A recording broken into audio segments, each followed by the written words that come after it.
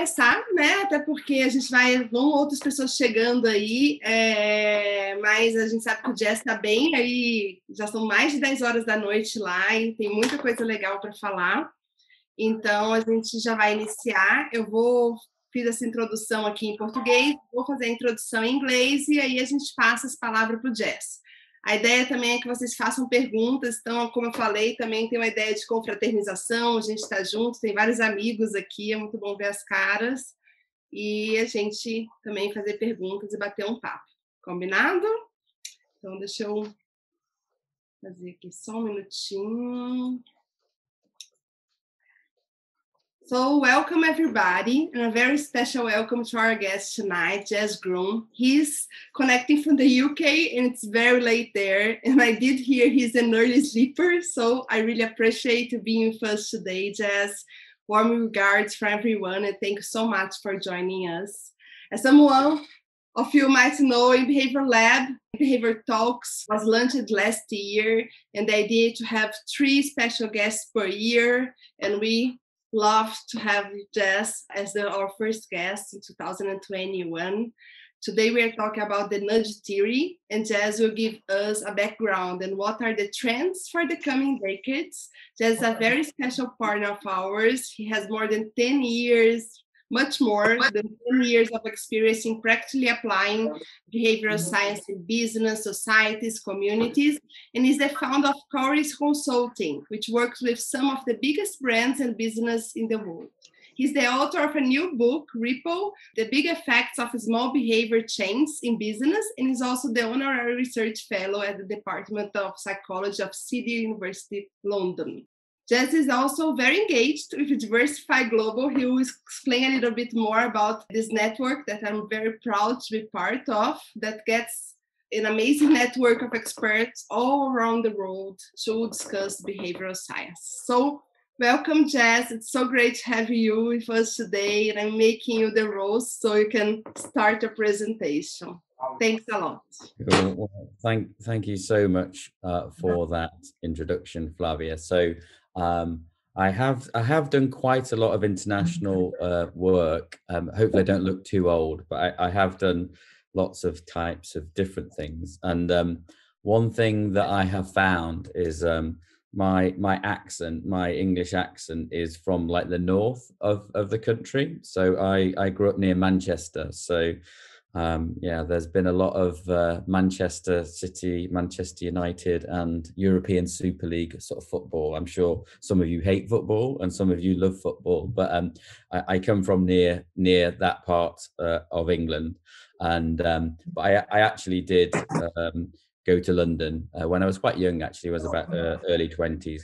And I've learned to hopefully speak a little bit slower so you can understand what I say, and also you can understand sort of my accent. And so I will speed up a little bit and be a bit more sort of conversational with some personality, but hopefully you're getting a handle. And I'm really, really sorry that I only speak one language, and I know it's a very British thing, and I know it's very stereotypical, but I am that English person that never learned another language, so I apologize. And thank you very much for all of your efforts to learn, I suppose, the language that I grew up with. So as I think, as Flavia sort of said, that I've been practicing behavioral science for about 11 years, and it's been within business. So I think some of you may well come from the public sector sort of side of things, and I think nudge theory has been, that's where it started, I guess, in the UK and US, and now is around the world. And I have done some work with the UK government, with the Treasury, so that the Finance Department, and also the Health Department, when I was working in consulting in my previous role. But what I'm going to be talking about today predominantly is going to be about behavioral science in business. And I think we're quite good at that. And maybe less good at the policy side of things, and we leave that for other people. So I've got a presentation. It's got quite a lot of videos in it. So hopefully your broadband can cope with that. So I've got pretty good broadband where I am. So if your broadband, if the videos lag a little bit, then that's just the internet, I guess. You are quite far away. And you should be able to hear the audio. So I find if the audio is good, you can hear the story, and the video is slightly slower, but it kind of helps paint a picture.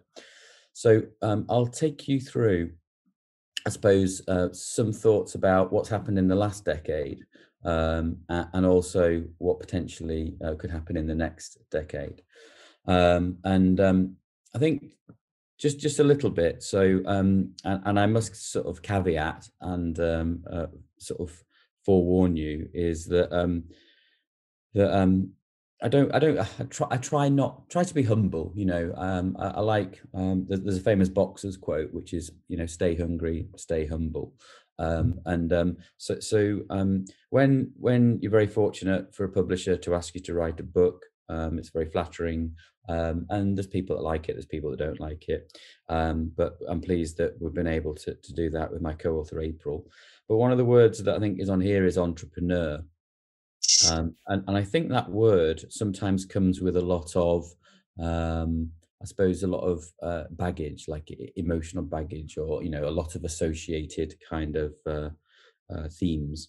And I'm very simple articulation is my role in behavioral science has been to, I suppose, start to create value from it, such that I can create jobs for predominantly younger people than myself. So I'm not too old, as I said. I'm 51 or 52 this year, but it fills me with so much satisfaction and joy to convince a really senior person in a business that nudge theory or broader behavioral science, economics, psychology, that can be proven to be and make a difference in their business, that they're willing to give me resources in the source of funds, and that allows me to essentially create a team of people that can help that business solve those problems. So that's kind of my definition of entrepreneurialism. So I think we've got a really good, strong sort of culture around, you know, doing that. And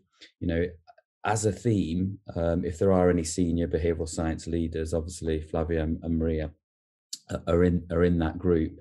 But it really is our responsibility, I think, to essentially create this opportunity for these young people. You know, I've done a lot of work in this area in the last 10 years, but I've really focusing now on trying to deliver behavioral science sort of at scale.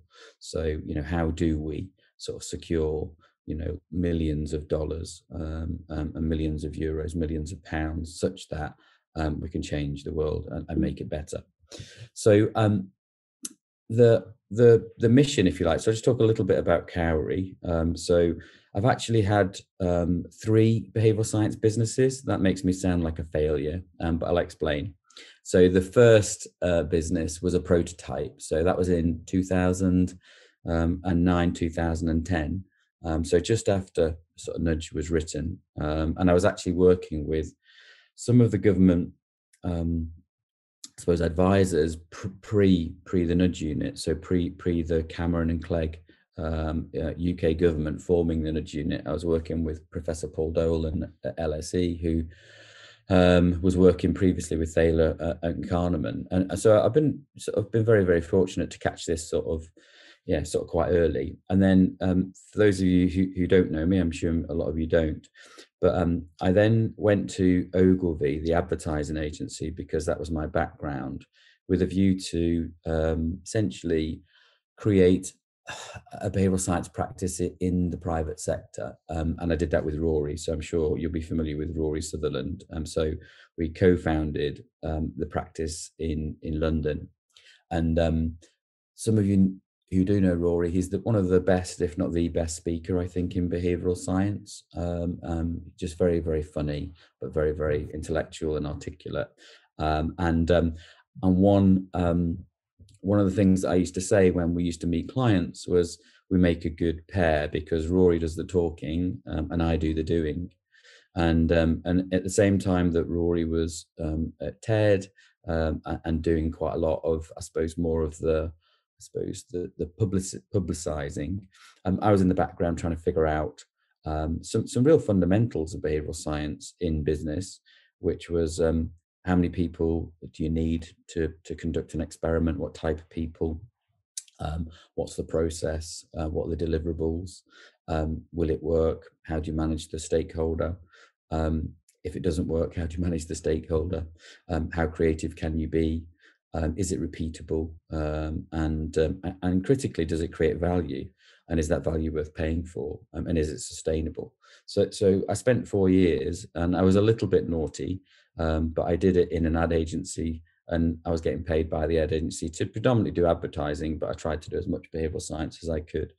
And I did it on their payroll. So I always wanted to have my own business again. I had a business in 2006 to 2011 that we sort of built up and sold. It was like a small advertising business. And so I really wanted to have a behavioral science practice. So we created Carey in back end of 2015. And then we started in 2016. And it's been really, really hard. And because the backdrop of the business has been Brexit, so I'm sure you've heard of that, maybe not experienced it, but we've certainly experienced it. And that had an impact on the UK economy significantly between 2016 to 2019. And then also as well, there was this thing called the pandemic. So I don't know if you're familiar with that, but essentially that seems to have maybe stalled some things. So it's been a challenging 5 years, but despite that, behavioral science is so good and it's such a valuable tool, and we've grown every year. And it's not been easy, but we've managed to grow. And our proposition for the consultancy is that we see a world where technology is running away from people, where AI, robotics, machine learning, predictive analytics essentially is running at such a fast pace to essentially transform the world that people are being left behind. So when we're working with our sort of organizations and businesses, essentially we want to make them as humanly possible. And because the team are predominantly psychologists, and we've got some economists, predominantly psychologists, usually to a master's level, postgraduate, some PhDs. It's not a requirement for us. I know it is for the Behavioural Insights team, and BE Works, I think, in Canada, Toronto is quite like that. And the type of clients that we work with, as Flavia said, one of the things that I'm really, really proud of is that maybe it was because I was very fortunate to be in some really great advertising agencies, is that for me, it's kind of second nature to rub shoulders with some of the biggest brands and businesses in the world. So we actually work with, even though we're a team of 23 out of London, we work with the Fortune 1 and Fortune 2 in America. So we work with Amazon and Walmart. So, I think that's a pretty good credential for them to have confidence in us, not only in our governance about how we manage those relationships, but in the fact that we're doing something quite different. We also work with some big UK retailers like Tesco. So they have like 500,000 employees in the UK, just under.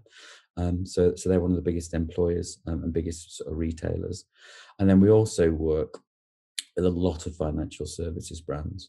So one of the questions that I often get asked is, why is it called Carey? So is there like a Mr. Carey or Mrs. Carey?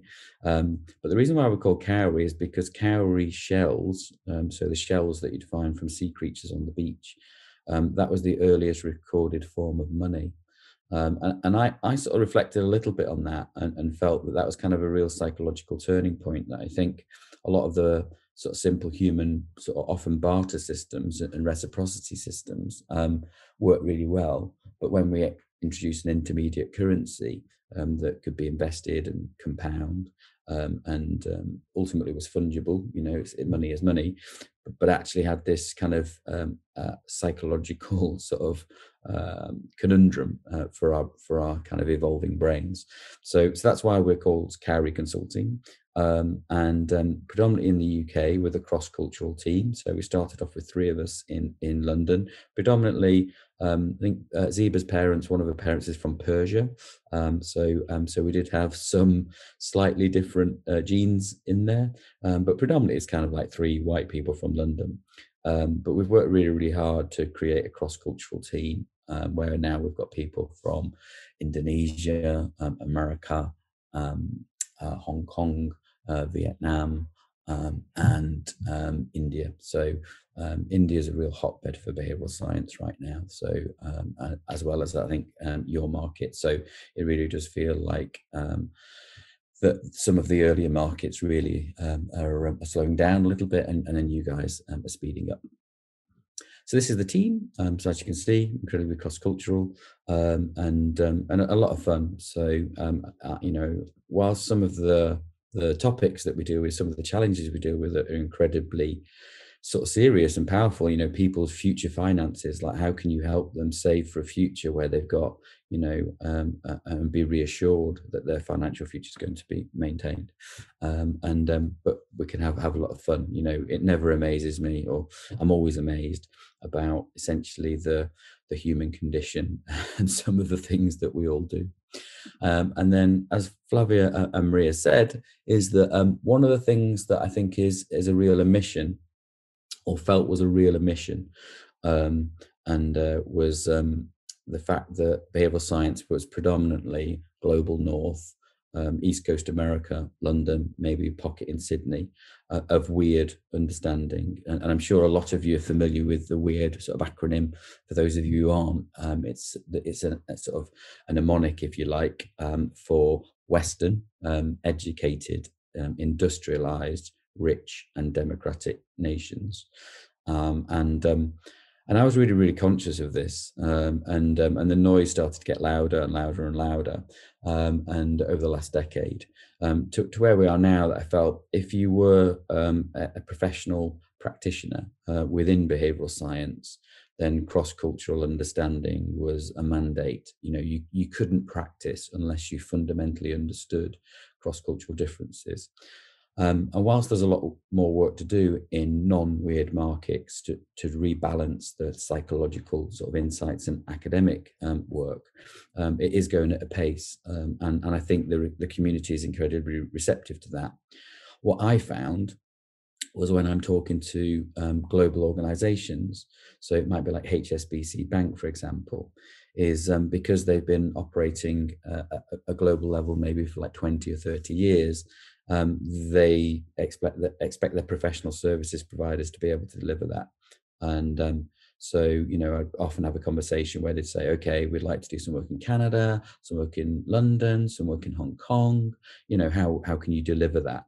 And obviously having a team of maybe at the time 10 in London, you know, that presented a challenge. So myself, Flavia, and a number of behavioral scientists around the world have created a business network. So this isn't looking to, I suppose, compete with GABS, which is the new formed industry body, which represents the industry. This is a business network that is talking to global clients about cross-cultural, global, local problems and opportunities. So I just came off a call, for example, with the Wall Street Journal. So they're part of the Dow Jones Group. Obviously, they have a lot of members, subscribers all around the world. And we had a team which was from Australia, London, and America, sort of representing that from a diversified group. And myself and Flavia have also just been putting together a proposal for Mondelez, so the global food brand manufacturer and provider. And similarly, they would like to do some work in Brazil, UK, US, and Australia. And essentially having this network allows us to be able to deliver against that. And it's unique. There's nothing like it in the world so far. We've just started, so it's pretty exciting. So that's kind of, I suppose, just a little bit of context. So hopefully I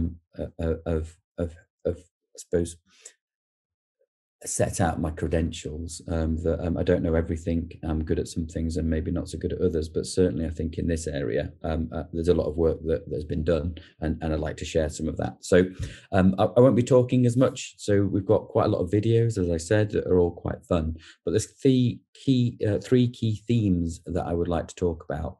And the first one is that I really, really do feel that I was guilty, as was a lot of people, including some of the professors, about positioning behavioral science as kind of magical 10 years ago.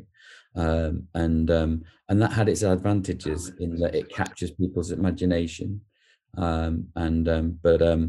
But essentially it positions it in a particular place, which is, this is highly interesting, but how do I apply it? So, more often than not, when we were presenting this type of work with Rory, we'd leave the room and clients would say, well, what do we do? And we didn't know what to do 10 years ago.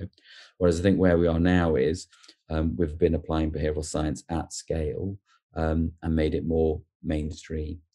So the second theme is starting off often naively with one experiment, and then figuring out after you've done that one experiment what to do, and by which time essentially the momentum and excitement of that initial experiment has been lost. So actually, how do we, I suppose, create a framework and a positioning of behavioral science as something that businesses can use at scale? No one's going to sign off, $7-10 million in one go for behavioral science right now. But essentially, you can say to them, actually, over 3 to 5 years, that might be your investment plan. But let's start off with a proof of concept at maybe $50,000 or $75,000. And framing it in those terms to say, this is our ultimate ambition, but this is where we're going to start. And I don't think we've done that. And then the final piece is I think we just had a lot of fun, certainly on my side, using behavioral science. And again, that was helpful in terms of attracting attention. But now I think there's some more sort of, I suppose, more serious, more powerful, more compelling articulations of behavioral science. So I just want to start off with magical, and I'm just going to show you a film, and I suppose when we were doing this work, it was in 2011. There'd just been some riots in London, so some civil unrest in London, and also some other cities around the UK.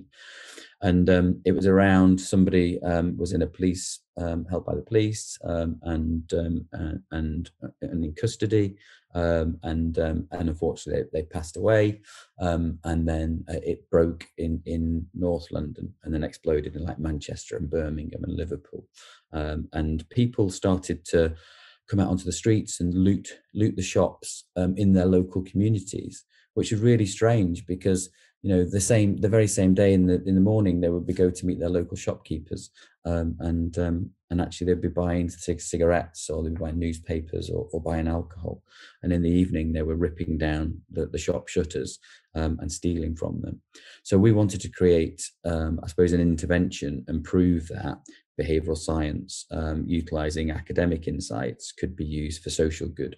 So this is the Babies of the Borough video. It wasn't my idea, so I take no credit for the idea. There's a lady called Tara Austin, but I was leading the team. So it's in terms of essentially giving the team license to operate and the resources they needed to be able to execute this. It was pretty critical. But I'll let the film tell the story, so I will play it now. As the London riots of 2011 took hold, people in Greenwich burnt down the pub they drank in and looted the shops where they bought their food. But as the disturbances died down elsewhere, antisocial behaviour in the area continued. Greenwich Council needed to find a way to stop the problem minority from destroying their own community. We believed that the shop shutters that were ripped from their runners were part of the problem. Could we turn the shutters into part of the solution? We wanted to conduct a social experiment. In 2009, a team of scientists from Pennsylvania found proof that the large head, round face, and big eyes so beloved of Disney actually motivates caring behavior in adults. They proved that cute matters to the brain. If I was in local government, I know it would be a lot easier to say I'm getting more police out there than to say I'm painting a few shutters. But I think we need to work to build confidence that these kind of interventions have their role, that they work and they have their role, and get them taken as seriously as hard interventions, which are expensive and in the past have proven not to work. Could the power of cute minimise antisocial behaviour in Greenwich? After a campaign to recruit babies from the local area and a long night painting, we turned the unused and inhuman metal sheets into giant portraits of Greenwich babies. As the shops shut at night, the metal shutters came down to reveal the babies when they were needed most. It had a powerful effect on the community, with an 18% reduction in crime, and locals who say they feel much safer. If you've got positive images around, it makes you think positively. They are amazing. I think there should be more of it. Yeah, I think it's a good idea, and it looks good. And it didn't take thousands of pounds or hundreds of police. Just a few cans of paint. The people of Greenwich have shown an overwhelming love for the babies, and the shopkeepers have embraced the idea as their own. Before long, other communities all around the world, from Belfast to the Bronx, were talking about it too. What started as an experiment in London is now being rolled out in Northern Ireland this year. This could be the dawn of a new era in crime prevention.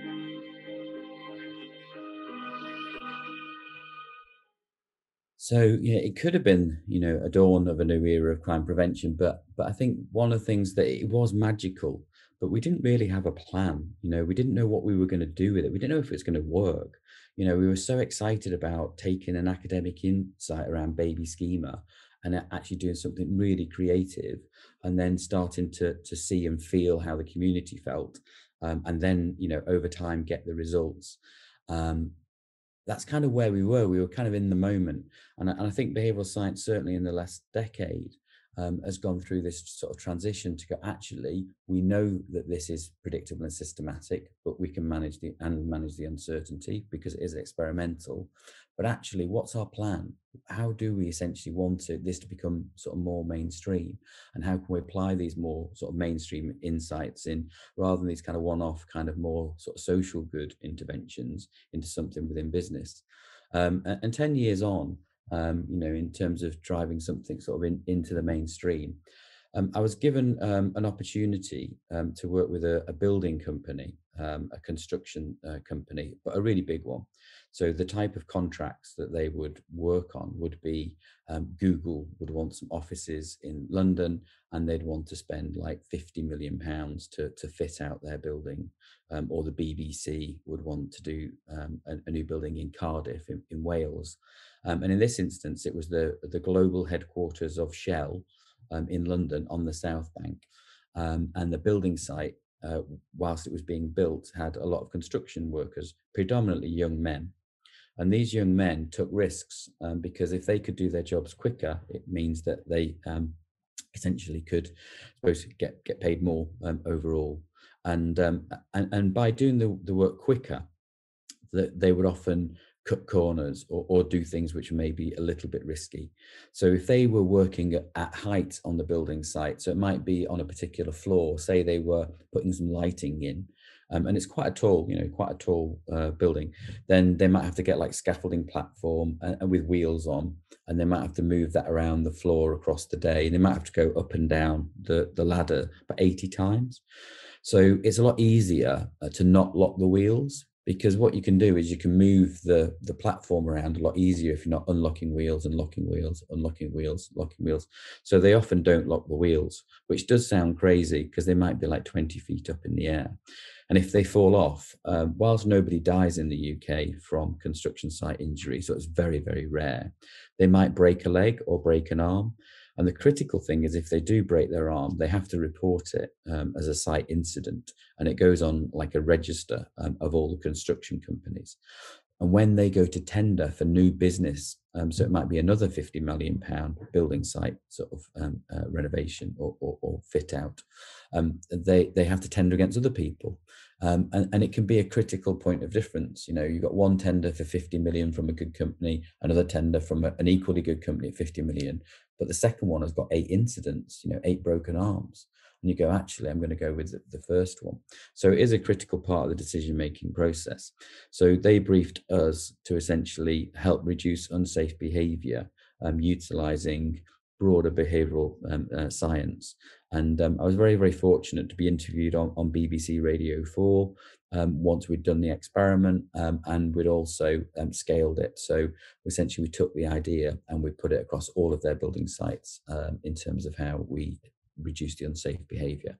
But I'll play the video. It's a radio interview, but we've got some visuals to bring it to life that kind of join up between the two. Well, nudge theory, as it's known, is often used to flog us stuff, but it can also be used to steer us towards healthier or safer lifestyles. One building project, which is 29 stories high, has been using it to make the site safer. Melanie Abbott reports. On an average day, we have around 250 supply chain workers on site from various groups of subcontracting companies, and we have our own site staff. This is the busy South Bank in London, and I'm here at the Shell Centre with the head of Health, Safety and Wellbeing, Sarah Piddington. And like most building sites, there are dangers everywhere.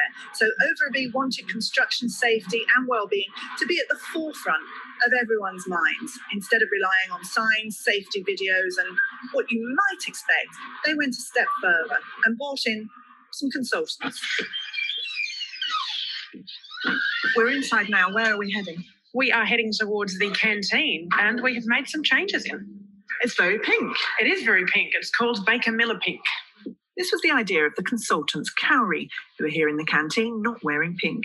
Jez Groom, as their chief choice architect, thinks up these ideas. So why choose pink? There's a lot to learn about colour by essentially creating a space where people can get to a good state in terms of well-being. They can take more balanced decisions, be more alert to maybe the risks that are presented on site. We had psychologists on site for 4 weeks prior to the experiment. They were coming on and making observations. It may not be all the wheels on a particular platform have been locked, or it may be indeed the gate hadn't been locked correctly. Jez says over the 4 weeks, these kinds of mistakes decreased by 80%. He says because the pink walls in the canteen were making workers calm down and stop rushing.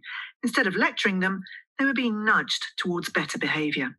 Nudge theory is a form of psychology that was adopted in government around about 2008, famed by the Nudge Unit. And it's these small psychological tweaks we can see these transformational change in behaviours. Why is it so much more effective than just saying, look, make sure that you've got all of your gates closed properly and you've got all the brakes on? We actually have two brains in our brains, and one of them responds quite well to those types of conscious messages. Another one responds well to what we call subconscious, more subtle messages. And if you've got both of those, then you get to this really, really good marriage of ways of talking to humans, one which they're aware of and one which they're not aware of, and both of them combine to work brilliantly.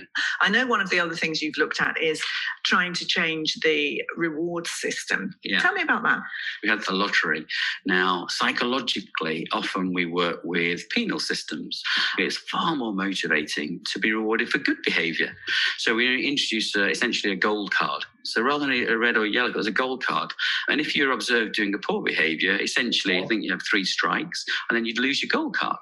Does that matter? Would anyone care? Yes, because on a Friday, there's a lottery system. And what happens is all of those gold cards get put into a jar, and essentially one of those cards gets taken out. They don't know what they're going to win, but making sure they keep their gold card does promote good behaviour. That's the hoist that moves materials and workmen and people like me, and has brought me up to the 9th floor now, where I can meet some of the people working on this site. Jeff Craven is an electrical contractor. What did you make of it when they said we're going to paint the canteen walls pink? Oh my God, what's happened here? I didn't believe pink would change grown men's attitude, but now it's, we like the pink wall. Don't ask me why. Can it really change people's behaviour that much though? Not singularly, but I think this is the first contracts I've been on where they're actually rewarding behaviour. If you lose your gold card, everyone in your team loses theirs too. Maybe it's not surprising Jeff's in favour of the scheme, as he won the first lottery prize. I got a 55-inch TV. Wow. Which was very nice, and the wife was very pleased with me that day. Yeah, so he was a Londoner, as you might have got like a Cockney accent, and so it's quite hard to understand. But yeah, he said he won a big TV, and it was around the same time as the World Cup. So it was a 55-inch UHD, like a 4K TV. And we did that as the first prize because we knew it just attracted everybody's attention. And it really, really did work. And he said, yeah, his wife was very happy with him that day. And the case study, it was a minus 82% reduction in unsafe behavior for working at height, and the p-value was 1 in 69. And we did observations every day. The guys on the site didn't know that we were actually measuring their behavior, so it was all done through clicker methodology, and it was in people's pockets as they walked around the site to avoid sort of Hawthorne effects. And because the Hawthorne effects were very, very real. So on the building site, when the health and safety people came around, and the Shell health and safety people, who were very, very strict, they used to have like code sort of whistles and code words. And so if someone comes around the corner wearing a high visibility jacket who's health and safety, they might shout something like Kilimanjaro, and that's code for amongst the guys to say health and safety are coming around the corner, make sure you're doing everything properly. And then when they go back around the next corner, they can go back to their previous behavior. So obviously we wanted to avoid that. And the great thing about it was that after we did the initial experiment, at considerable cost, so I think the overall project cost was around about $100,000, it became part of their site safety standards on all their building sites. And so academically, it is flawed in terms of experimental design. We had 3 different interventions all at the same time: pink walls, a conversation, and a new reward scheme that you heard about. But from a business perspective, actually, they wanted to do it once and ideally give it their best shot and make it work. And we'd done essentially the mainstream work to go, if this does go mainstream across the sites, what would be the cost of that to each of those individual sites, for the small ones, for the big ones, and could we do that? So we'd actually planned ahead, assuming it was going to be successful, and therefore behavioral science became essentially mainstream. So I'm sure you've got some questions, and yeah, put them into the chat, and we'll get to those at the end. The more challenging, the better. I think sometimes I think we present the work and people are like, oh, I'm not sure that would be quite right, etc. And I'm happy to take some of the harder ones. Maybe not the statistical tests. I think the guys are far better at doing that than myself. But certainly I think about the process and what we did. So the second theme is, I was very, very fortunate to essentially do some work in South America.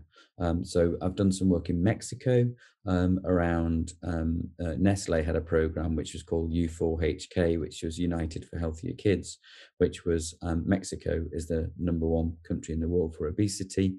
And we worked with some TV program producers to essentially create a Healthy Families program where we develop products that the healthy families could use to help with the obesity crisis there, and then that would then cascade to other families around Mexico City. And kind of around the same time, I also did some work in Santiago in Chile, and it was brilliant. We worked in a pig abattoir, so it was the largest pig abattoir in South America, and they created product for North America and also the Japanese market, which has very fine cuts of pork. And it was very visceral. So I don't know how many of you have been into an abattoir where the pigs or the cows are killed and essentially processed. But it is quite a challenging environment. And the problem that they had is that the men and women that worked there didn't follow the hand hygiene compliance, which sounds like, we've just been through COVID, and obviously we've had a lot of behavioral science messaging around hand washing routines. But at the time in 2014, it was kind of a domain which was, I suppose, fairly localized to maybe some of these like pharmaceutical environments, or maybe in this case, food manufacturing. And you can tell people, you can say to them, please wash your hands, because if the product gets contaminated from maybe you've gone to the toilet and not washed your hands properly, then the product will get contaminated and we have to do a product recall. And that means that we can't afford to pay you a bonus at the end of the year if that's the case. So there's a financial incentive or penalty if you don't do it. But similarly, this is the crazy thing, is that you could take bugs from the pigs back to your children if you didn't wash your hands. But the level of compliance was below 50%. And there was a really interesting thing was it was really hard to find somebody that actually would acknowledge that they had a problem, because by saying they had below 50%, it made it very visible. And a lot of these types of organizations wouldn't want a lot of people to know that the compliance was so low. So we did some work with the local team, and in this case, we were working with Kimberly-Clark, who were the sponsor of the project, and we worked with Agro Super, who were the manufacturer with the pig abattoir. And the intervention, we came up with 6 different ones in workshops, but the one idea that really rose to the top very, very quickly was something that that we didn't know at the time, and that things like this had kind of been done in another part of the world in a slightly different domain, which was sort of school children. But we came up with an idea, which was as people went into the hand washing station, they essentially, on the back of their hands, they were given a hand stamp. And it was food safe. So, if there was any of the product going into the pork, it wasn't going to contaminate it. Critically, it was sure fast. So it took 30 seconds to wash off. So we did a lot of testing on, you don't want a dye that you can wash off really quickly, but similarly, you don't want a dye that takes 2 or 3 minutes to wash off, because that means that, essentially 200 people washing their hands at a break, it would create operational inefficiency. And then we actually designed it, you can see it a little bit, that's an E. coli, but it's like a real sort of bug, like a slug or an insect, or arachnid, or something that people generally get quite visceral, and they were stamped on the back of their hands, which again made it important they washed their hands.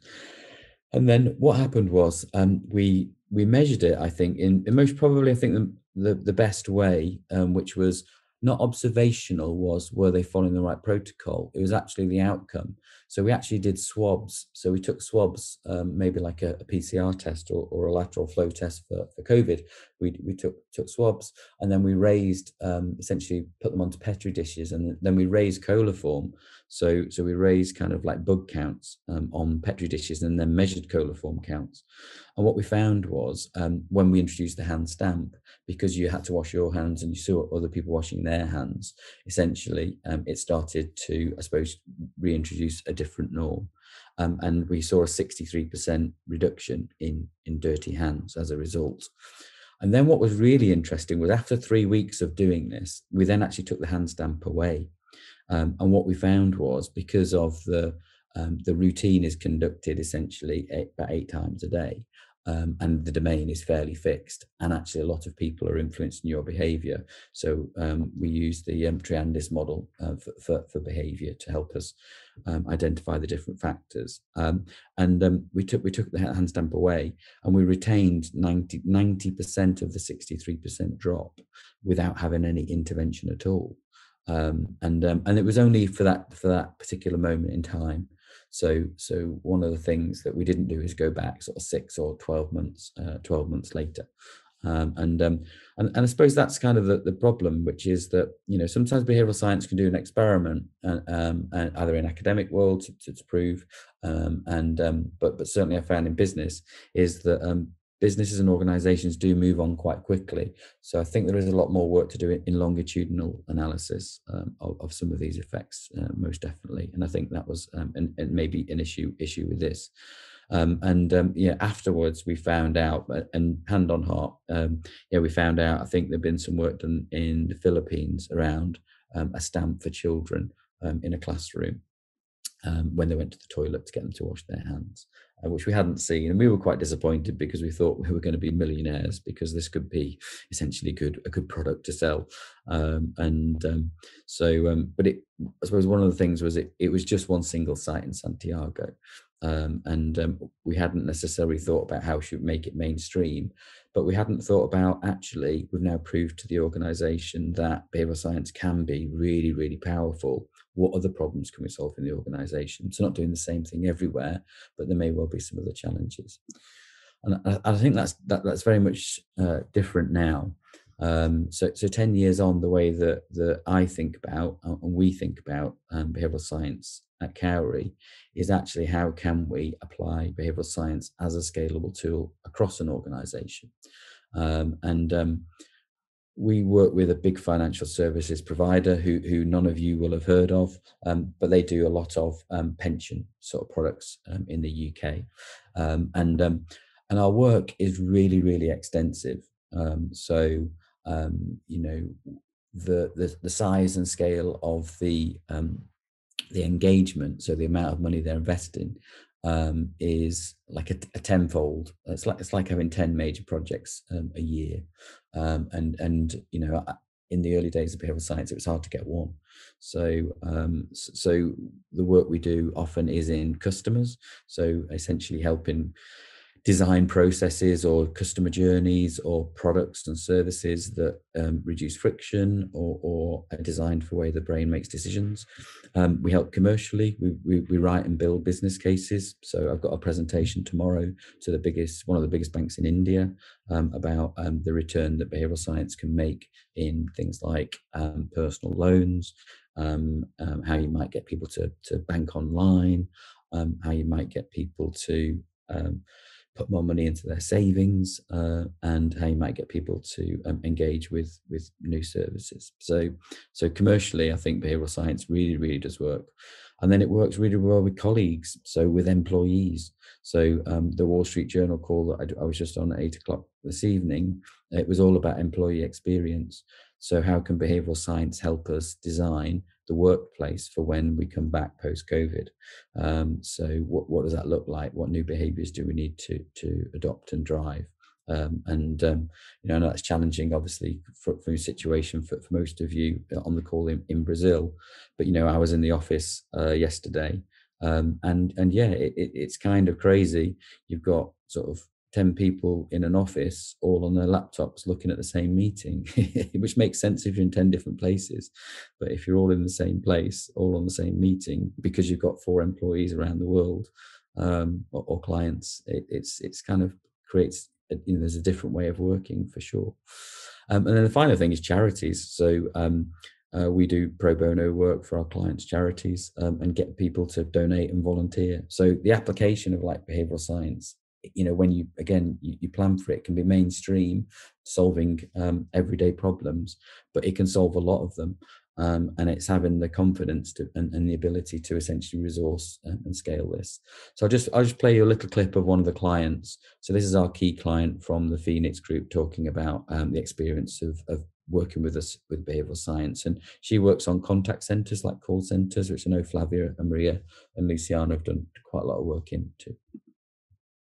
Thank you. Yeah, we've been using behavioural science for the last couple of years in our contact centres, and it's been amazing. It's been really good fun. We've learned loads, and we've had brilliant results for our customers, our colleagues, and commercially. So I think this is the really, really great place that we're in 10 years on, is when you've got a senior client, in this case Laura, talking about, we've been doing this for years, it's really working and it's really, really valuable, then essentially that allows, I suppose, us to demonstrate the power, and it allows us to grow and behavioral science to operate at scale.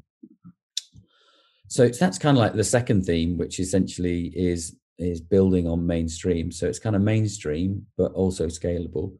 The final theme is I really, really do think we had a lot of fun with behavioral science. Certainly, I think from our side, I mean, working with Rory was a delight. So every day was a lot of fun.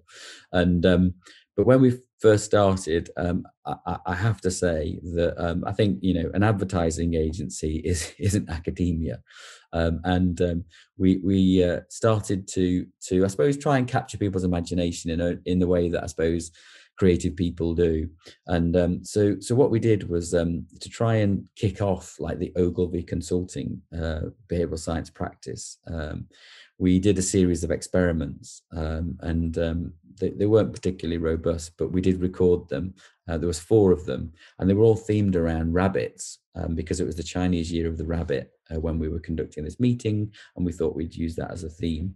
So we actually tried to replicate, fairly badly, but I think more humorously, one, I think, of Professor Ariely's experiments, or one that featured in Predictably Irrational, which was essentially getting predominantly men into a hot, aroused state, and then asking them some questions about their sexual preferences, and then asking a similar group of men in a cold state, the similar questions to see what the difference may be. And to be fair, the questions weren't as rude or as maybe as personal, I think, as the original experiment.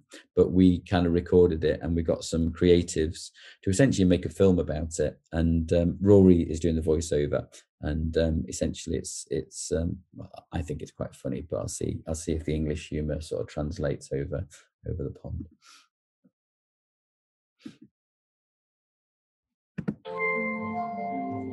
Can you be distracted by sex?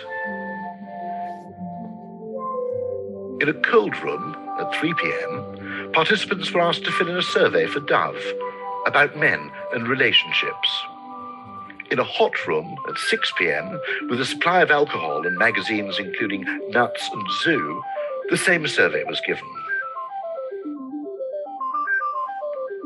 The questions included: how often do you want to make love, and how many partners have you had? The responses of participants in the hot room were compared to the responses from those in the cold room. The results? Success. Don't worry, the rabbits were diffused before being released back into the wild.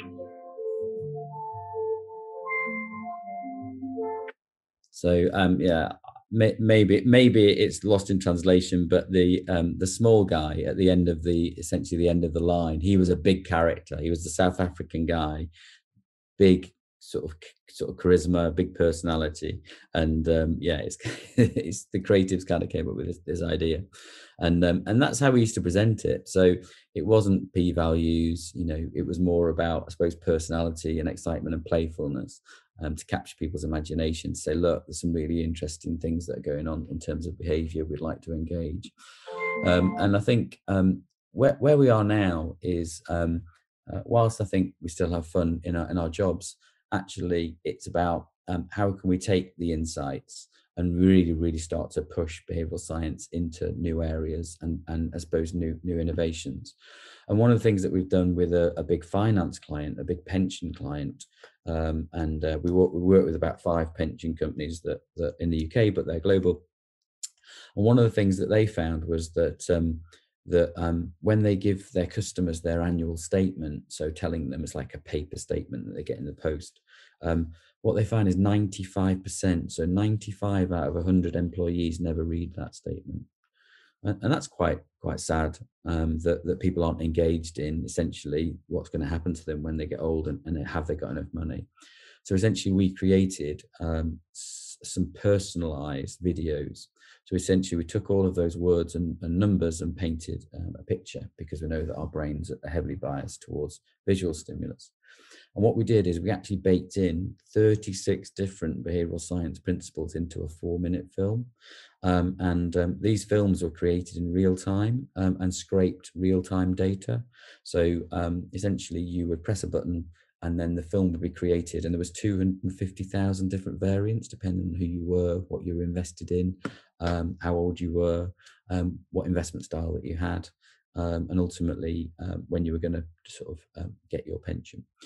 But I just want to pick on 2 points that are kind of broader, I suppose, psychological points, which really, I think, capture the imagination from a business perspective, because the insights are very oblique and very lateral. And the first thing is we wanted to reassure customers that might be feeling a bit nervous about what was in their pension and where they were and whether they had enough. And I've seen some work from a guy called Julian Treasure, who's a soundscape expert. So he thinks about the environment and how we hear things. And he shared with in one of his TED Talks, I think it was back in 2009, was that when our brains hear bird song, it's incredibly reassuring. It puts us at ease, and it's very, very pleasant. And from an evolutionary psychological perspective, he explained, is that our brains really like this, because when the birds are around, it means that predators aren't. So there's no big Tyrannosaurus rexes and saber-toothed tigers that are going to come and eat us. And for me, this is kind of the beauty and elegance of behavioral science, in that you can take an insight from evolutionary psychology and then you can hear it and then translate into a good customer experience for a financial services product sort of video. And on the note of video, the other insight that I think is really interesting is taking insights from the gaming industry. So as far removed from pensions and finances you could ever get. So let's think about Call of Duty or Redemption 2 and these types of games, where essentially you're in shoot 'em up. And the reason why these games are so successful, or one of the reasons, is because they're so immersive and they put you in the action and they create this first person perspective. So essentially we designed the videos to be exactly like this, not shooting people. It was more focused on your pension, but putting people in the action so it felt like it was theirs. And so I'll show you essentially the film, just like a minute. And this is for a man called Robbie, is his name. He's age 42 and he works in Scotland for Edinburgh Council.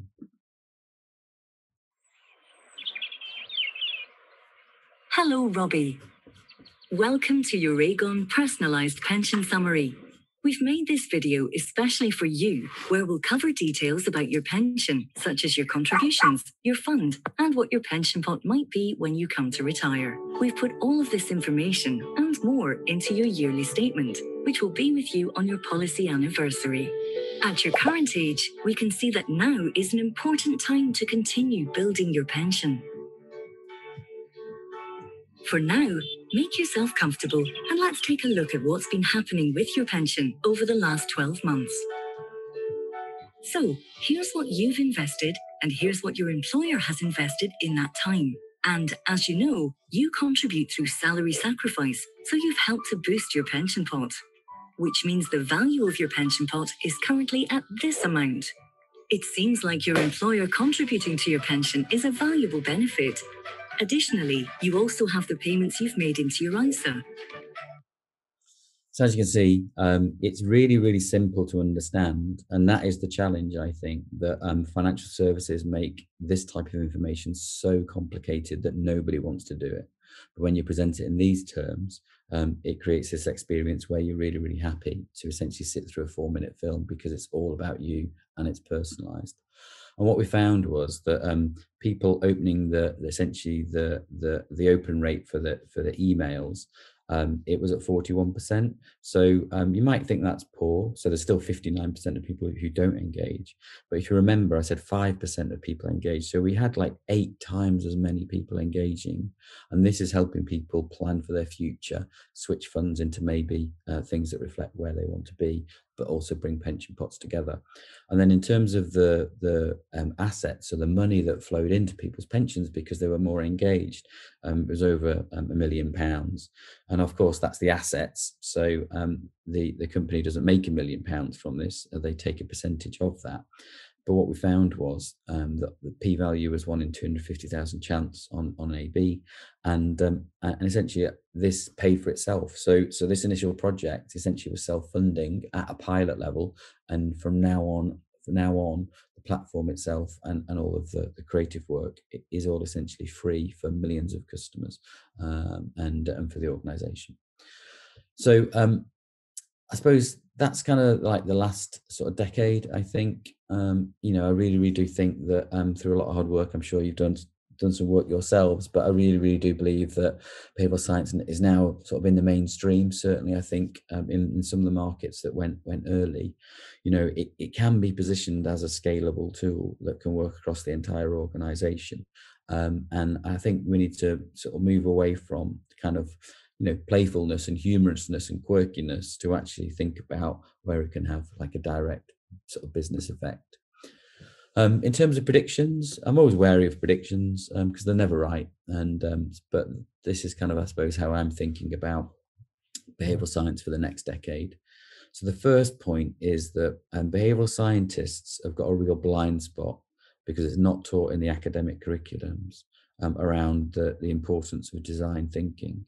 So I think a lot of behavioral science experiments have failed because of a lack of appreciation of design by the scientific community.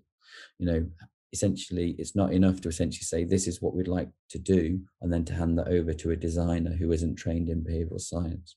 So at Cowrie, we've got a chief design officer who's a perceptual psychologist, and Rafi's got a team of 6 now, 7 psychologists predominantly that are skilled in essentially product and service and experience design, and actually design it in using sort of programs like InDesign, Sketch, Illustrator. They don't code, so I think we do essentially get them coded up by other people. So I think behavioral design is going to just become more and more important, and it's critical that we start to, I suppose, integrate design thinking into the curriculum of the BSci masters and PhD programs. The second one is that I think a lot of the thinking around nudge theory was that it was homogeneous, that we act in predictable and systematic ways, and we all react in the same ways. And I think what we're finding is that there's a lot more heterogeneity. So actually the context really matters on an individual, social and environmental basis. So actually creating more and more segmented and personalized interventions is something that's going to come more and more, especially in digital. And that comes with some ethical issues around how data is used to create those experiences. And then the final piece, which is why I'm here, which essentially is why I love working with Flavia and Maria and Lou, is having this understanding now of weird, non-weird, global north, global south, and these cross-cultural differences is fascinating. We did a presentation 2 weeks ago to the Wall Street Journal on a slightly different topic around membership and subscription. And we were talking about the difference between Asian markets and American markets in terms of the use of illustration versus live photography, in terms of how they embody and embrace that communication. But I think we're going to start to notice all the differences, but I'm really, really hoping at the end of the next decade we'll have essentially the matrices and the meta-analysis that will allow us to look at the cross-cultural differences, but also reconcile and have the differences. So that's kind of me done.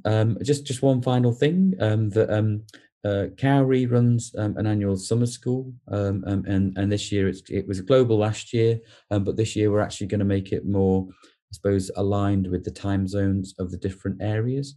So we're going to have a hub in North and South America. So in your time zone, we're going to have a hub in Europe. We're going to have a hub in India and a hub in Asia Pacific. 40 scholars, it's free.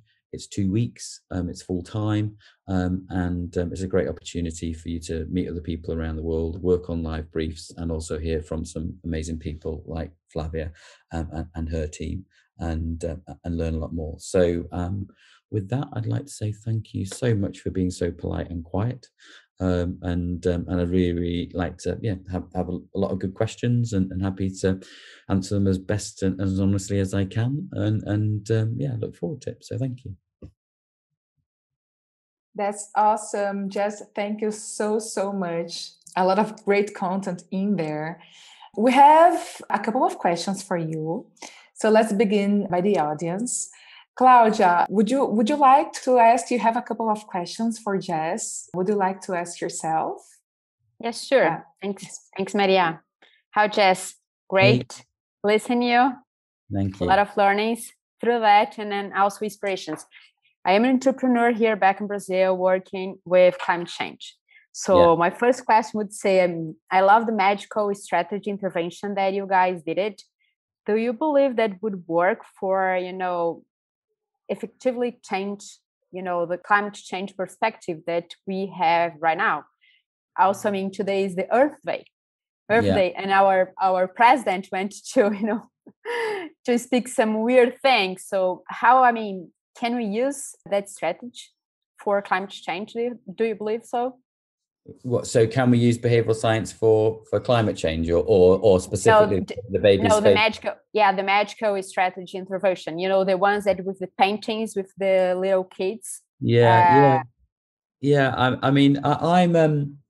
So it's a really, really good question. So I think within behavioral science and nudge theory, I think there's some really, really strong principles that we know are very powerful and predictable and systematic. So the default, we know is very, very powerful. it was never a surprise to me, because in marketing world, we'd had, opt in and opt out on marketing communications as a big theme through I suppose 10 or 15 years ago, and then more recently with GDPR in the UK. So I think the first thing would be to say that social norms, defaults we find are usually the most powerful. When we start to get into I suppose some of the more, I suppose, creative, more oblique sort of principles around colour. In that case, it was baby schema. I think the results are less predictable and systematic, and I think that kind of does sort of present a challenge, and because I think. I'm in two minds about priming. I just believe there is something there for me, though, the fact that there might be some sensorial cues, either what we smell, what we see, what we hear, what we feel, and what we taste, that essentially can influence sort of subconsciously how we think. For sure, I think some of those priming studies have been really, really hard to replicate. But I don't sit in the camp to say that it's not true, not yet. I suppose that the important thing is that you've got an experimental approach that can prove it. And what is really interesting about Babies of the Borough was we didn't have an experimental design when we did that experiment. We really, really didn't. We essentially had no money. We knocked on those shopkeepers' doors to say, could we paint on your shop shutters? Because the local council didn't want us to do it. It was just too much hassle. When we actually got them painted up there, we funded it out of the advertising agency Innovation Fund. So we funded it ourselves, and people did work for free. And then when it came to measuring the experiment, we were like, well, why don't we just do some qualitative? So you saw that in the film, like we did some videos because we were really good at that. And then about like 2 to 3 months after the experiment had gone live, we started to get statistics around antisocial behaviour from kind of one of the government bodies, and that's where we got the 18% reduction in antisocial behaviour. There wasn't a p-value on it. And but that was enough to capture the imagination of the BBC and the Advertising Industry Awards in Cannes. So that actually won like a gold for its sort of its creativity. But every time I presented that case study from like 2012 to about 2017, I always used to say the experimental design was its downfall. It wasn't planned very well at all, and actually it wasn't statistically significant. Not to say it was bad, it was just to say that's where we were. But what was really great was Sam Tatum and then his predecessor and my successor, Richard Chataway. They actually did longitudinal analysis. So they then started to look at longer data sets, and then did prove that indeed the reduction was in antisocial behavior was statistically significant. So yeah, the stats bear it out. But yeah, I think a long way of saying, I think some parts of behavioral science are really powerful and really predictable and systematic, and other ones just aren't. And yeah, priming being one of them. Awesome. Claudia, you had another question as well, right? About the golden. Yep. Yeah. Okay. Yep. So thanks a lot. So another one. We do have here back in Brazil the first, social environmental incentives reward program towards a circular economy. So one of the things that we do incentivize people to, recycle more, and then we have a lot of kind of like some prize that would help people to have a better social improvement. Yeah. So I got a little, interested in your golden card lottery reward experiment, because one of the things that we also thinking and also doing a challenge with the UPenn students, it was kind of having, even though we already have kind of like rewards for people that has the attitude towards recycling, how we keep doing that, because here is not really, a behavior that we have. Brazil recycles just 3%. So I wanted that if you can explain better how that worked, the lottery, the golden card.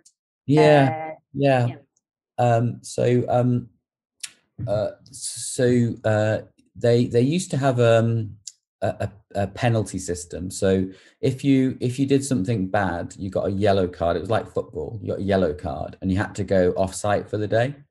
And then you could come back the next day. But then if you got another yellow card another day, then you would be asked to leave the site, and you weren't allowed back to work.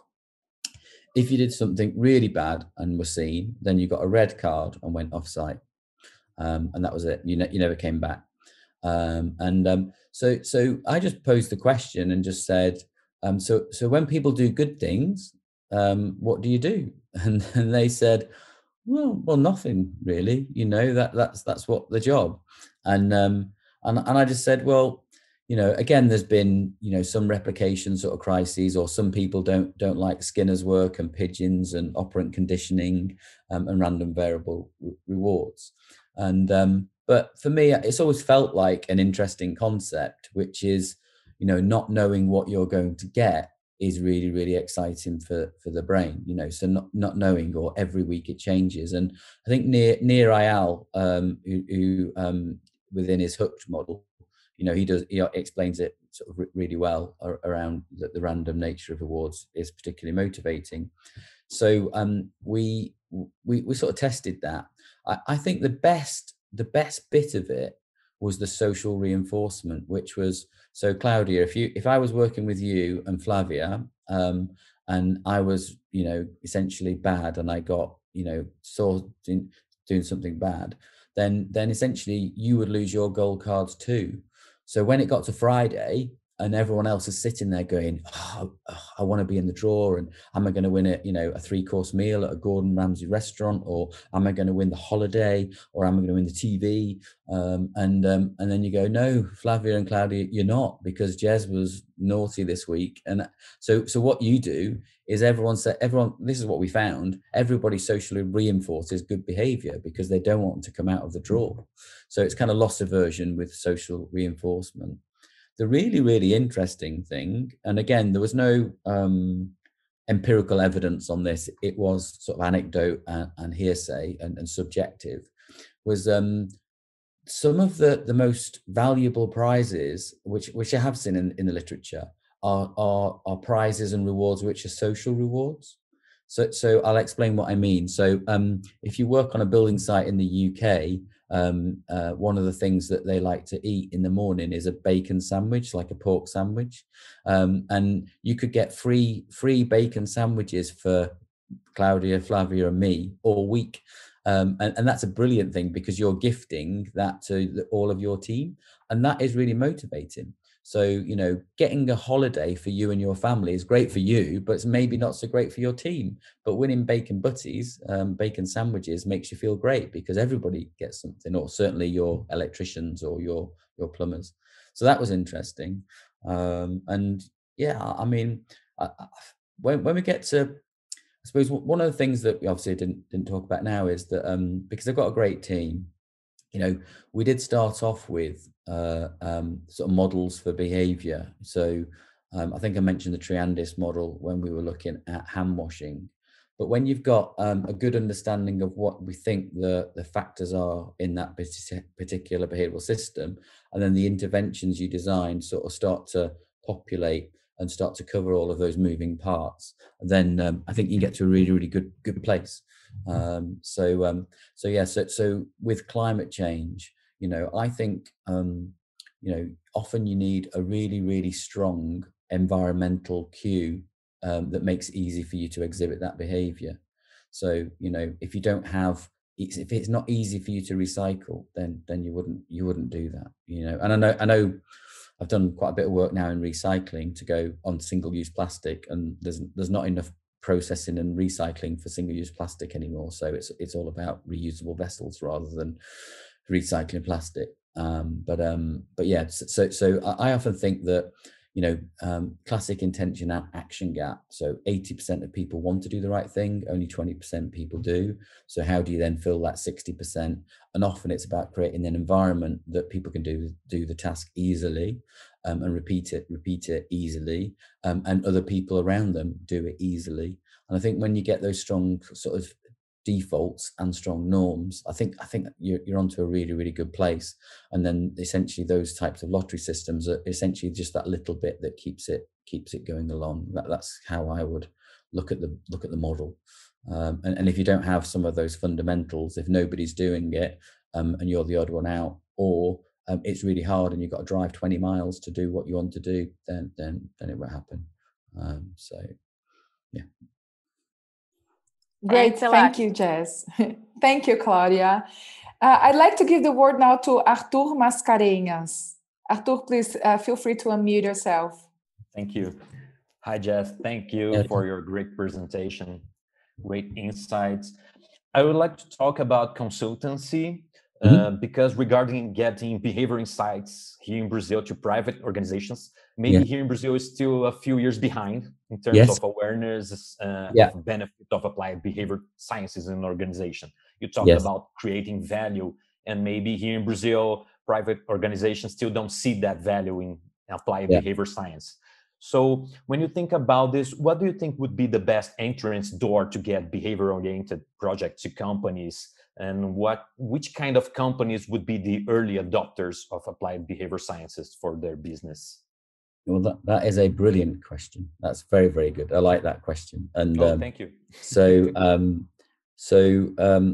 was very, very fortunate that when I set up Cowrie, I've got sort of 5 sort of angel investors. So I'm early 50s, they're in their 60s and 70s.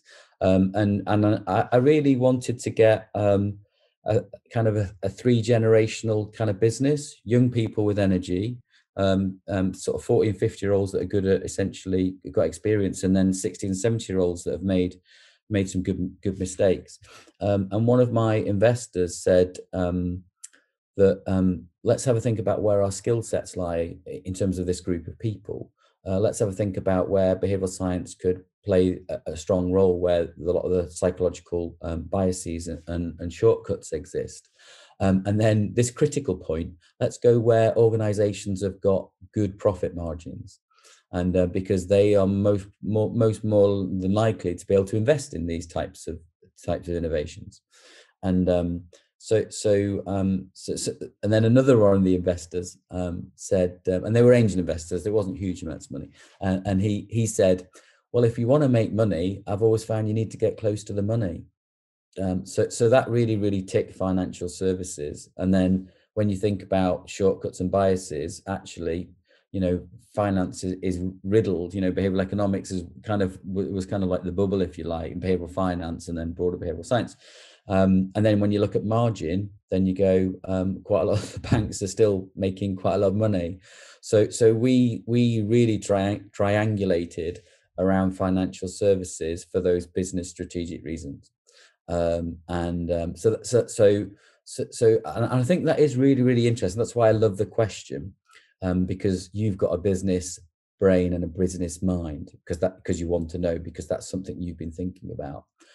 I think that's quite unique in the behavioral science community, because I think that what is holding behavioral science back is the fact that a lot of behavioral scientists aren't very good business people. They don't think about essentially, they're thinking about the principles and the insights and the academia, as opposed to, okay, what's our ultimate ambition? And I'm sort of very much kind of fortunate that I've never held an academic sort of position, and ultimate respect, I sit on a faculty, and I was chatting to Professor Kaur yesterday at City, but he was saying to me that essentially you seem to be able to translate what we do into things that are very practical. So the other thing that we do enjoy, which is quite funny, and apologies, I'm going to upset anybody on the call, if we've got anybody, but I think behavioral science, like, it just seems like it's very natural place would be in the startup community, right? So you go, look, fresh, it's clean, there's no legacy, right? And you go, lots of clever people, lots of entrepreneurial people, lots of people want to change the world with purpose, and design and make the world better. That's kind of like, that's the story that we hear. this is what I found as a market reality, and it's not true for every startup. I'm sure there's some lovely people for which all of those things are true. But when I've chatted to startups, they generally say, we've read the books, we know what it is that you do, we can do it already. And if you do some work for us, we haven't got any money, so can you do it for free? Honestly, that is the conversation all the time. Or we'll pay you on results. And then I say, okay, that's fine. I'll pay me on results. I don't even want equity. I'll just clip the check. I'll just take a percentage of the acquisition cost. But it has to be uncapped. And then when you say to them like uncapped, so if you do scale up quickly, you might have to pay me like £4.2 million. And they go, well, we wouldn't pay you that. And you're like, well, I'm not going to do the deal. So what's interesting, I think, is our business strategy is a business strategy. It might not work for everybody, but we work with the biggest brands and businesses in the world that have got the largest amount of customers, the biggest problems, and they're really, really scared they're going to lose that. And they've got lots of money. And that is a great place to go and have a conversation. And they're often brilliant organizations. I mean, no organization is perfect. And I think, when I say, some of the businesses like Amazon, for example, we work with Amazon, I have a conflict of interest with Amazon. Amazon should pay taxes in their local region. For me, that's, you can't move money around or keep reinvesting in the profits. I know, legally you can do both of those things, but essentially, I just don't think that's fair. And I'm happy to say that I think Amazon is a great business. I think the people in it are lovely, very clever, but I just wish they'd pay more taxes. And it's the same with these other businesses. I think I'm very, very comfortable working with the clients that we've got to practice behavioral science ethically within the governance and frameworks. But it's a really, really good question. But that's what I've learned is that I just wish sometimes behavioral science people would have a business plan and it'd be 3 to 5 years long rather than just one experiment and see what happens. We'll get there. Yeah. Thank you. Thank you, Jess. So the next question is from Carolina Lopes Araújo. She's from Portugal, so it's also a little late there, right, Carolina?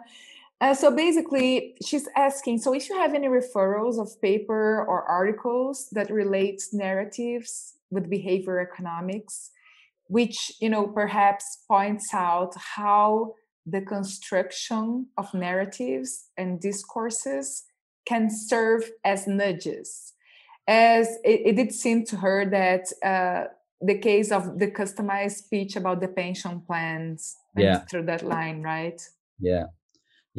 I would say that there's some things that I think we're good at, and then there's some things that I think people are far better at. So I think narratives in behavioral science, I think most probably the person worldwide that's most probably talking about it the most, that's got the credentials, would be from a business perspective, would be Chris Graves in the Ogilvy Center for Behavior Change, based out of Washington. That is his thing. So and he comes from a public relations background, so his career, I think he's 60. I mean, he's a really a fit and healthy guy. I don't know how old he is, but maybe he's in his 70s. I don't know. I think he's in his 60s. But and he's at Nudge Doc. So I think and he's on TV quite a bit now. So he's done quite a lot of work, and he's got a book out as well, I think. So I think that's where I would most probably go to look at the power of kind of narrative arcs in behavioral science and its influence on society and within business. So I would go to Chris, I don't know what you think, Carolina, but I always think it's really funny about like some of the behavioral science principles are incredibly acute in terms of their focus, like very, very, very well defined. So loss aversion. Okay, here's an S curve, and and the S curve is most probably going to differ by culture and context, and there's more work to do. But it's a Nobel Prize winning piece of work, but it's pretty definitive. Whereas I think narrative, the often it's kind of referred to as kind of framing, and it's like the definition of framing is just, it's so broad for me. I think advertising and marketing has been framing for 100,000 years. It has been. It's better defined, I think, in advertising and marketing terms than it is in behavioral science.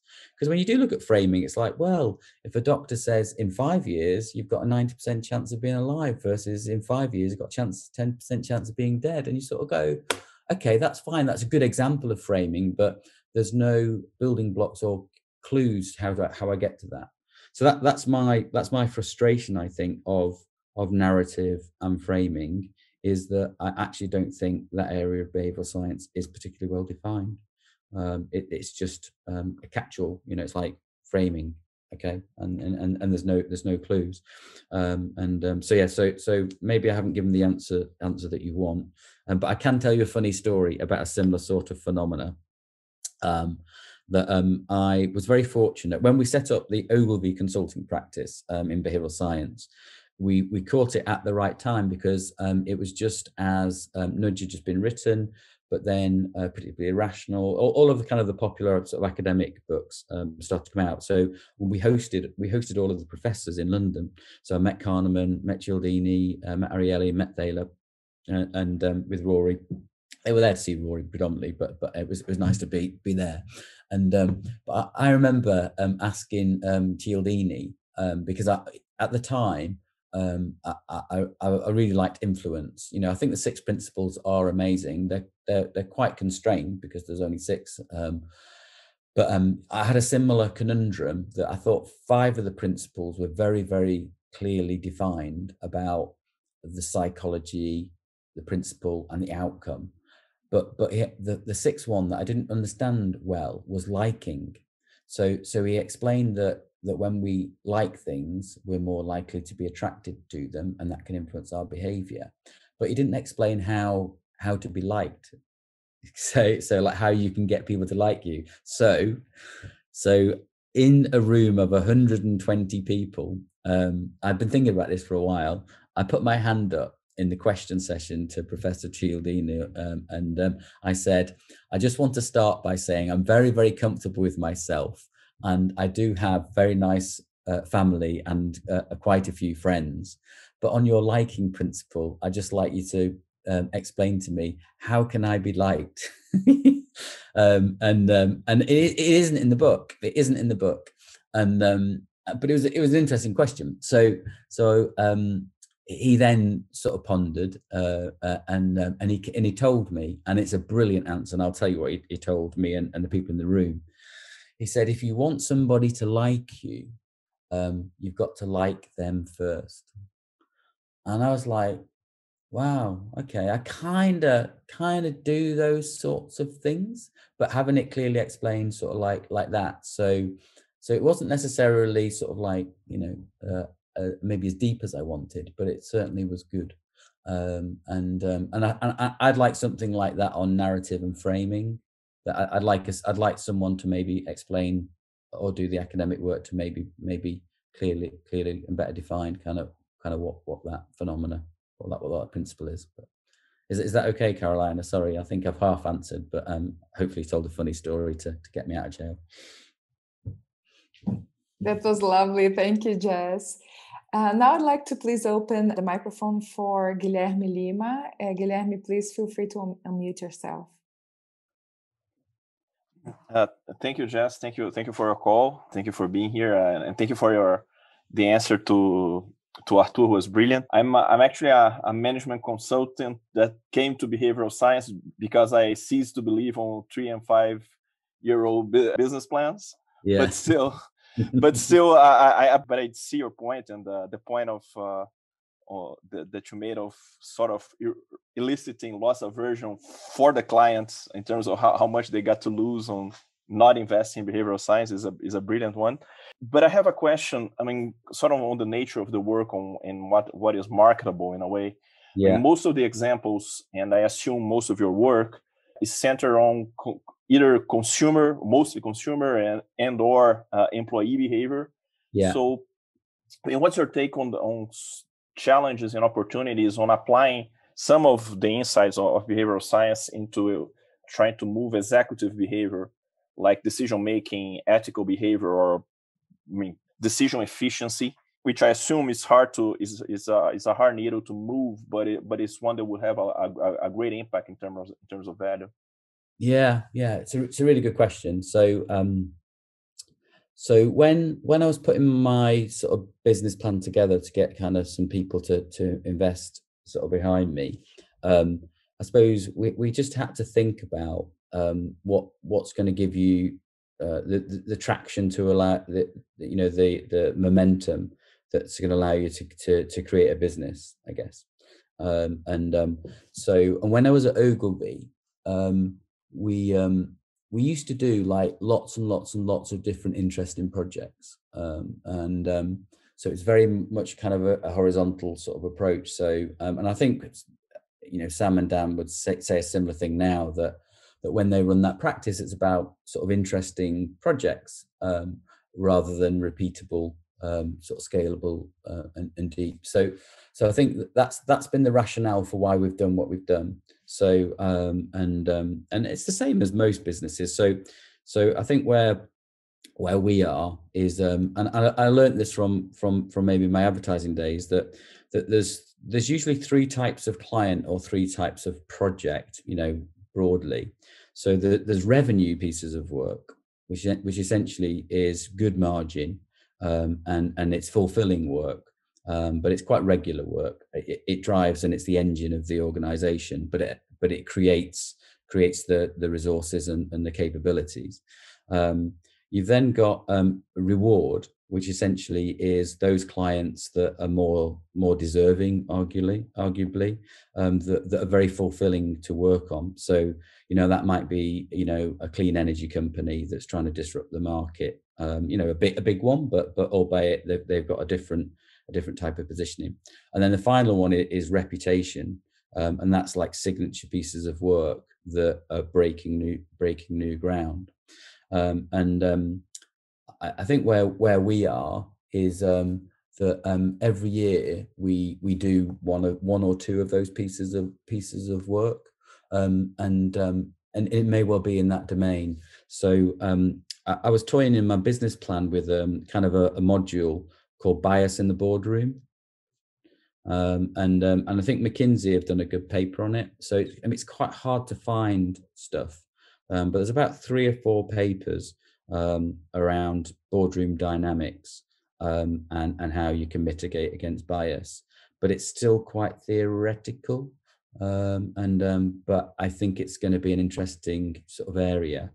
I think in terms of where behavioral science sort of is, and again, I'll just tell you how we think about things, and is I think a lot of management consultancy has got an auditing relationship, goes into the C-suite, and then there's a consulting sort of second or parallel arm, and essentially the consulting goes top down from C-suite, and I've deliberately done it the other way around.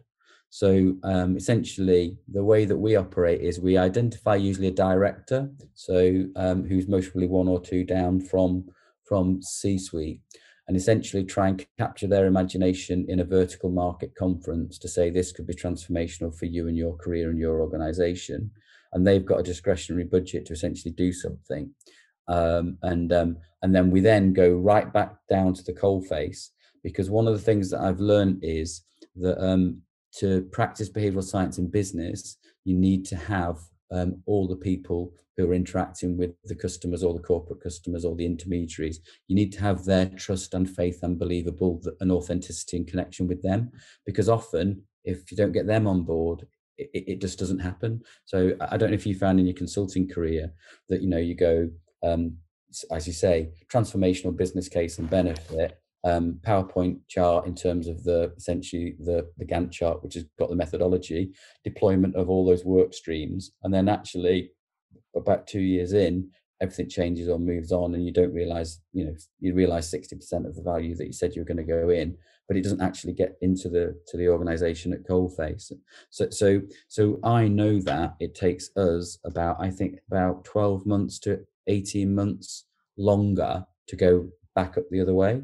But what we're now finding is that we've got a proofing ladder, which is it's in the book Ripple, that it's a simple mnemonic like behavioral scientists like, but we do a pilot and then we get recognition, and then we operationalize it in one part of the organization, like sales or marketing or CX, wherever it might be, or IT tech. And then you then get the organization excited, then you organizationalize it, you move across essentially the vertical functions and silos or whatever. And then when you get to that point, you then start to get noticed by C-suite, because you keep getting mentioned in board meetings that O'Carry have been in and that. And I think at that point, in those types of organizations, that might create an environment where they would be receptive to maybe starting to do it on themselves. One thing I will say is that one of the things that I've really enjoyed, and hopefully these are interesting stories, but one of the things that I figured out early is predominantly, unfortunately, and it's changing for the better, which is great. But you go into quite a lot of boardrooms and it's 55-year-old white males, right, who are cleverer than you, more powerful than you, more, and you walk in and they've seen it all before. Richer than us. Yeah, richer than us. Yeah. So you walk in and you got them. So when you go in and say, what I'm going to do is kind of some nudge theory, behavioral science, and we do these small tweaks and we get these huge returns. Well, we now say incremental returns, but we get these returns and it's really fascinating and all that sort of stuff. Their response is, yeah, I get it. Yeah, I've seen it. Yeah, get it. I read Think Fast and Slow. They haven't. They read the first 6% of Thinking Fast and Slow. And so they just kind of move on. And one of the things that I did, so again, this is quite a funny, I thought it was quite a funny story. But whenever, I never, ever now present behavioral science until I've taken the stakeholders through like a small quiz, which essentially is just corralling all of the different visual and psychological kind of illusions and biases. So Bat and the Ball, $1.10 from Ariely, the illusion on the chessboard from Predictably Irrational, the Moonwalking Bear or the Invisible Gorilla Experiment. And I asked these 3 questions. So, I was once presenting to, it was the only time I've ever presented to him, but I presented, and it was quite a senior meeting for me. I'd never done a meeting like this before. But when Sir Martin Sorrell was the chief executive of WPP, every year he had 10 top-to-top meetings. So essentially he would bring together like Nestle, American Express, and he'd bring together all of his top agencies, and you had to do like a presentation. So there's like J. Walter Thompson, Ogilvy, some of the media agencies, Gray, I think was the ad agency, and you'd all present. And I had like a 15-minute slot to present to the Nestle global CMO, who was called Patrice Belay, and his number 2s, who were all like massive CMOs in these big food business around the world, and Sir Martin Sorrell. And I said, well, if I do present, then I need to do the quiz. So I'm going to ask them these questions and they're going to think they get them right, but actually they've got them all wrong. And then I'm going to tell them that they've got them all wrong in front of a big room full of people. And this was in room opposite Lake Geneva in Vevey. So it was a beautiful meeting room. And the global account director from Ogilvy said, there is no way in hell you're going to embarrass me in front of my clients by telling Sir Martin Sorrell, Patrice Belay, and Miles Young, who was the global CEO of Ogilvy, that they're going to be idiots in front of everyone. And I said, well, I can't do my presentation then. So you're going to have to take me off the agenda and explain why you've taken me off the agenda. And I really hold true, because when I did the presentation, I said a bat and a ball, $1.10, and which of these 2 squares is lighter, A or B, and how many F's are in this sentence, blah, blah, blah. And then I said, how many people got 3 out of 3? And it was just, it was a high moment of my career. Sir Martin Sorrell, Miles Young, and Patrice Belay all got 3 out of 3 right. And I went, well, that's really, really interesting, because all of these answers are wrong. And honestly, the global account director had his head and his hands on the table going, this is career suicide. And I just said, I said, But the interesting thing is that it doesn't really matter where you got them right or wrong, or they were wrong or they're right. The interesting thing is that we know that these are predictable and systematic responses. And so let's go through the answers. And Patrice Belay, the client, thought it was brilliant. So therefore, Sir Martin Sorrell couldn't get grumpy about it. But he was a little bit grumpy that he was embarrassed. But yeah, that was a moment. So a long way around would be to say, I don't think much bias in the boardroom work has been done in behavioural science to date. And if it is practiced, if it's in alpha male 55-year-olds, then you've got to essentially get them to experience behavioural science and be exposed to their own biases in front of themselves and other people, so they are receptive to what you've got to say. But you've only got 10 to 15 minutes, and it better be good. You get 10 to 15 minutes, and then you've got to prove. So yeah. But I do think it's coming. I did a presentation to some executive coaches, and we tried to talk about some of the work we've done in those terms, and it didn't really work as well as we wanted it to. It was a bit too abstract and a bit too far away. But I think we'll get there. I think behavioral science is mainstream. I know maybe not as evolved in your market, but it is a thing. It's got a name. People are talking about it. After the pandemic. So it's only going to get bigger and better. And yeah, I've noticed the momentum in the market in the last 6 months, irrespective of COVID, because it didn't go down and bounce back. It's just been gradually. It's really, really picked up in the UK and globally. So for the first time now, we get people coming through to our website saying, I've heard about behavioural science. I'd like to have a conversation about how we do it. And that's never happened in 10 years. So that's got to be a good thing. Thank you. Thank you so much. Perfect. Thank you so much, Jess. It was amazing. And really, we have our team here, and Guilherme, Arthur, and many people Carol, that we really admire. And so it was such a nice talk. Thank you so much. I know it's almost midnight there. I wish I was so strong. Yeah. So well, I had a strong coffee before I started. Oh, perfect. But I don't know if it will work that well with me, but great. No, but it's been great. No, I really do appreciate your time as well. If anybody wants to, connect on LinkedIn and have subsequent chats, I'm really happy to do that. I mean, like Flavia knows, I've got a great team. They knock it out of the park, and that just gives me the opportunity to kind of do more of the kind of fame and drive the agenda. So anything I can do to help sort of any of you, then giving case studies and all this type of stuff, then I'm really up for that. Yes, it has been amazing for In Behavior Lab and very inspiring. So guys, anyone that wants also the contact, I really recommend talking with Jess about the cases and his experience there.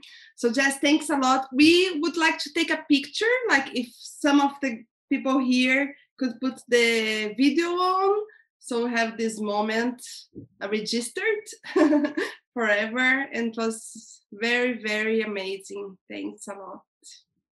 Let's see if Jacqueline, Kelly, Rafael, it's a little late, some had to leave.